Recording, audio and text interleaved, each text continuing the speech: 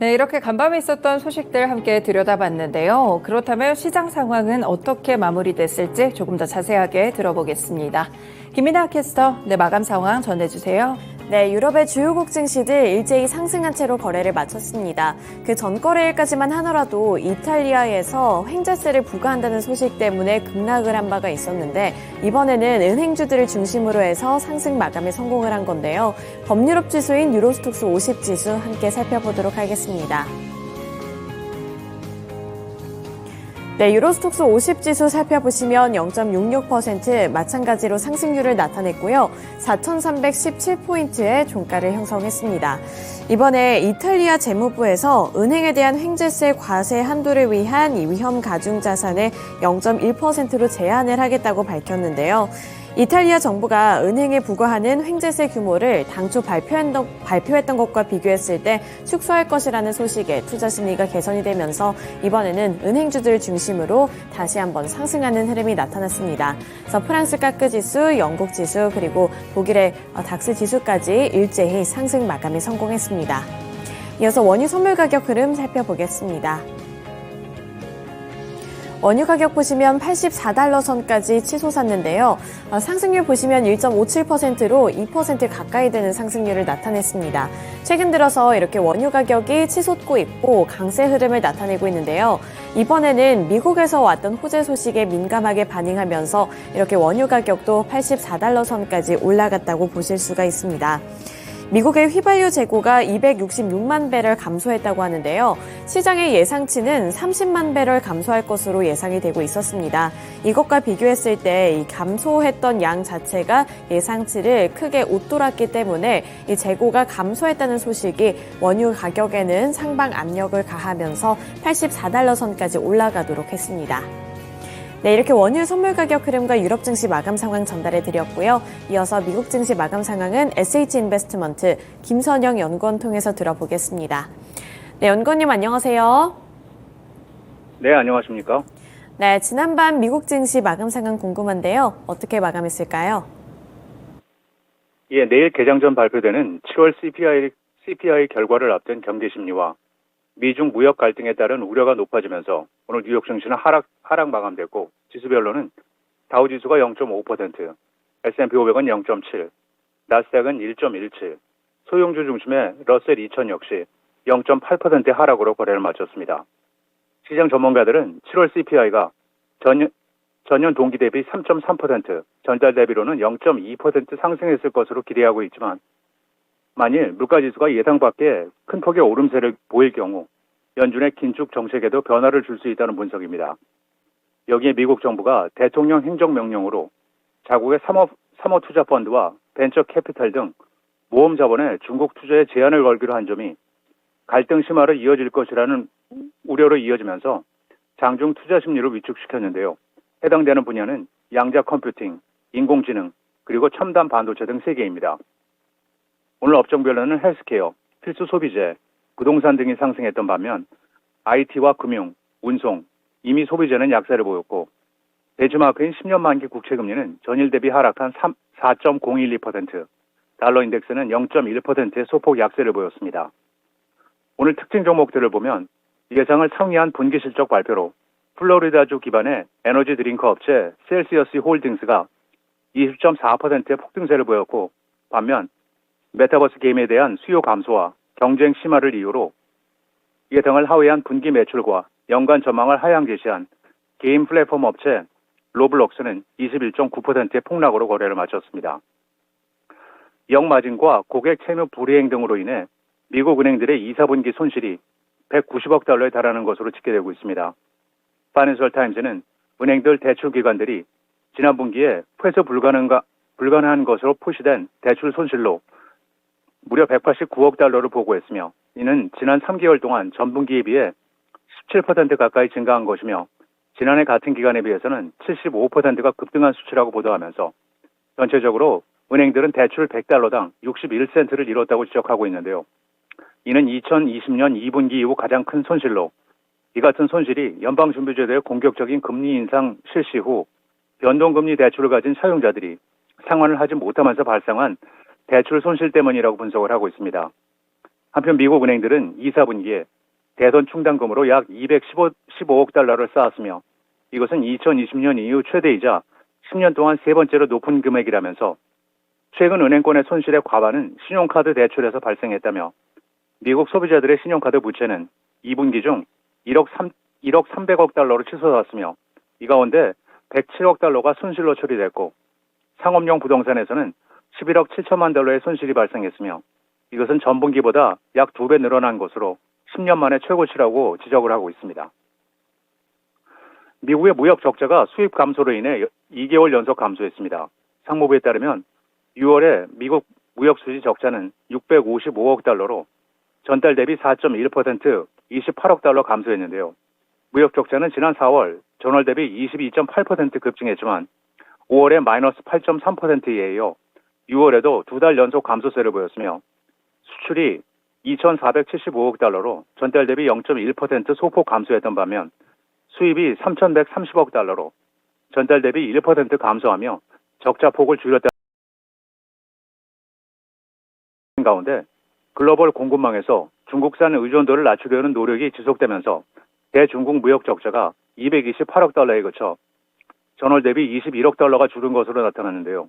전문가들은 미국 내 소비 변화와 글로벌 제조업 둔화가 수입 감소에 반영된 것으로 보고 있으며 경제 연구기관인 옥스퍼드 이코노믹스는 올해 남은 기간 무역 흐름이 둔화세를 보이고 미국이 약한 침체에서 벗어나는 내년도에는 지속적인 회복세를 보일 것으로 예상한다고 말했습니다. 분기 손실 감소에도 불구하고 캘리포니아주 어바인에 기반을 두고 있는 전기 트럭 업체 리비안 오토모티브의 주가가 오늘 9.8%가 급락해 22달러 35센트의 거래를 마쳤습니다.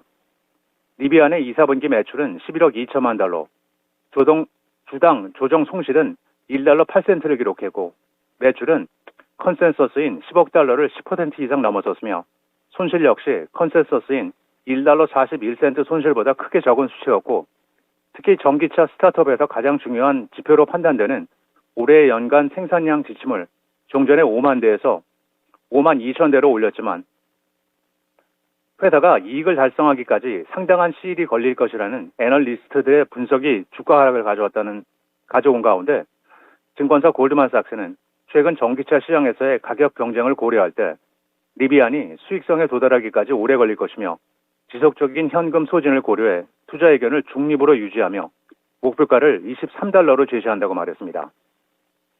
마지막으로 내일은 앞서 말씀드린 대로 노동부의 7월 소비자 물가지수가 발표되며 이어 주간 신규 실업수당 청구 건수, 에너지청의 주간 천연 가스 재고, 재무부의 7월 재정 적자가 발표되고 랄프 로렌, 알리바바 그룹, 사이버 아크 소프트웨어, 딜러스 잉크, 크리스피 크림, 뉴스코프, US 푸드, 울버린 월드와이드, 식스플렉스 엔터테인먼트, 비콘 루핑 서플라이, 예티 홀딩스, 플라워 푸드, 헤인스 브랜스, 그리고 하이맥스 테크놀로지스가 지난 분기 실적을 발표합니다.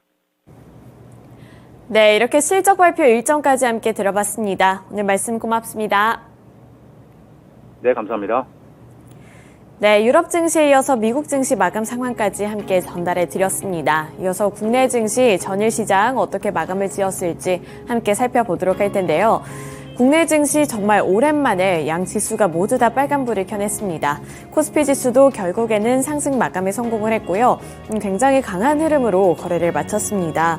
코스피 지수 6거래일 만에 상승 전환하면서 2605포인트에 마감을 했고요. 2600포인트 선에 복귀하는 모습이 나타났습니다. 1.21% 상승률을 나타낸 가운데 전일 시장에서는 특히나 외국인 투자자들의 매수세가 큰 폭으로 들어왔다는 점도 수급의 특징으로 알아볼 수가 있었습니다. 네, 업종별로 더 자세한 흐름 살펴보도록 할 텐데요. 우선 전기전자 섹터 간단하게 보겠습니다. 삼성전자 그리고 SK하이닉스 양 지수 엇갈리는 모습이었지만 삼성전자가 간만에 강세로 거래를 마쳤는데요. 1.92% 오른 68,900원의 종가를 기록했습니다. 장중에 69,600원 선까지 올라서는 모습이 연출이 되기도 했는데 삼성전자 2% 가까이 되는 상승률을 나타냈다는 점도 체크해 보셔야겠고요. SK하이닉스 같은 경우 0.08% 소폭 하락하면서 118,500원을 기록했습니다. 장중 고점 11만 9,200원 선까지 올라갔다는 점도 함께 체크해 보시면 될 것 같은데요. 우선 반도체를 향한 여러 가지 호재 소식이 전일 시장에서 전해져 왔습니다. 우선 ARM이 상장을 하는 것이 흥행에 성공을 할지 이 부분에 대해서도 투자자들의 관심도가 높아지고 있는 가운데 그러한 수혜가 이 삼성전자 또 SK하이닉스 이런 반도체 쪽으로도 갈 수 있을 것이라는 분석도 일각에서 제시가 되고 있습니다. 또 전일 시장에서는 엔비디아가 AI 칩을 만든다는 소식도 호재로 작용이 되면서 반도체주들을 향한 투자 심리가 전반적으로 개선이 됐다는 것도 시장의 특징으로 잡아 보실 수가 있겠고요. 또 2차 전지 셋업체들 주가 흐름 함께 보겠습니다. 전반적으로 강세를 나타냈습니다. LG에너지솔루션 5.33% 강한 흐름을 나타내줬고요. 삼성 SDI도 3.26% 올랐습니다. LG화학 2.44%로 마찬가지로 2% 넘는 탄력을 받아 나갔는데요. 그중에서 LG에너지솔루션 같은 경우에는 최근에 중국에서 폐배터리 조인트 벤처 합작 법인을 설립한다는 소식에 어제까지도 이렇게 강한 흐름을 나타내줬고요. 5% 넘는 상승 탄력을 받아 나가면서 55만 3천 원의 종가를 기록했습니다. 장 초반부터 마감때까지 상승폭을 지속적으로 확대해 나가는 모습이 나타났고요. 전일 시장에서는 소외받았던 2차 전지주들 쪽으로 다시 한번 수급이 돌아오면서 이렇게 전반적으로 강한 흐름을 나타내줬다고 볼 수가 있겠습니다. 그 밖에 포스코 그룹주들도 함께 살펴보겠습니다. 포스코 퓨처엠 2.01% 올랐고요. 45만 6천 원을 기록했습니다. 네, 전반적으로 이렇게 투자 심리가 개선이 되는 모습이 연출이 됐는데 포스코 인터내셔널도 마찬가지로 2.3% 오른 8만 9천 원의 종가를 기록했습니다. 그 밖에 포스코 홀딩스는 그룹주 내에서도 보합권 수준에 머무르는 모습으로 59만 7천 원을 기록했습니다. 네, 이어서 테마성 움직임이 강했던 종목들 살펴보도록 하겠습니다.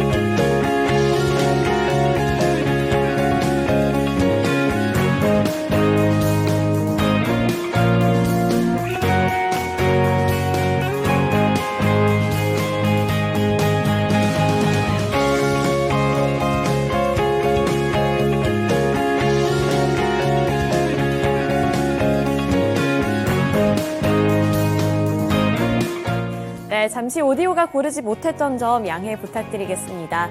다시 전일 시장에서 주목을 받았던 테마 함께 살펴보도록 할 텐데요. 제약바이오주들 살펴보겠습니다. 전일 시장의 주도 섹터 그리고 주인공은 단연 제약바이오 섹터가 아니었을까 싶은데요.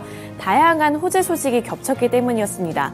우선 비만에 대한 이슈도 있었고요. 또 코로나에 대한 이슈까지 겹치면서 이렇게 전반적으로 다 빨간불을 켜냈고 그 안에서도 강세 흐름을 기록했다고 보시면 될 것 같은데요.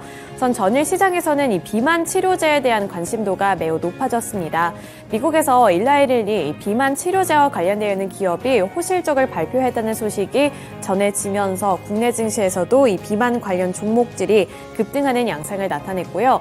덴마크의 이 비만 기업에서 이 비만 치료제가 비만뿐만 아니라 심혈관 질환에도 효과를 나타냈다는 점을 발표를 하면서 국내 증시에서도 이 비만 치료제 관련 종목들 그리고 전반적인 제약바이오 섹터가 올랐습니다.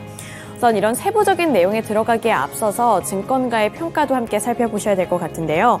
그동안 소외당했던 바이오주가 반등을 하면서 주도 섹터가 될 수 있을지에 대한 관심도도 함께 높아지고 있습니다. 증권가는 앞으로 이 상승세가 더욱더 견고해질 것이라고 봤고요. 따라서 전반적인 대형주들의 주가 흐름부터 살펴보도록 하겠습니다. 우선 셀트리온 4.66%로 강세로 거래를 마쳤고요. 장 초반부터 이렇게 오르는 출발을 했습니다. 이런 부분들 체크해 보시면 되겠고요. 또 그 밖에 한미약품도 14.61%, SK바이오사이언스가 4.58% 올랐고요. 삼성바이오로직스도 1.01% 강세로 거래를 마쳤습니다. 우선 이 두 가지 모멘텀이 있다고 했는데 그 안에서 코로나 관련한 이야기부터 함께 들어보도록 하겠습니다. 질병관리청에 따르면 코로나19의 감염병 등급을 최근에 2급에서 4급으로 하향 조정할 예정이라고 하는데요. 이렇게 된다면 앞으로 이제 이게 조금 더 접근성이 쉽게 될 것으로 전망이 되고 있습니다. 따라서 치료제를 등재를 하고 이 건강보험 급여 목록에 치료제를 등재를 하고 환자는 30%의 약값을 내는 것으로 조정이 된 전망인데요.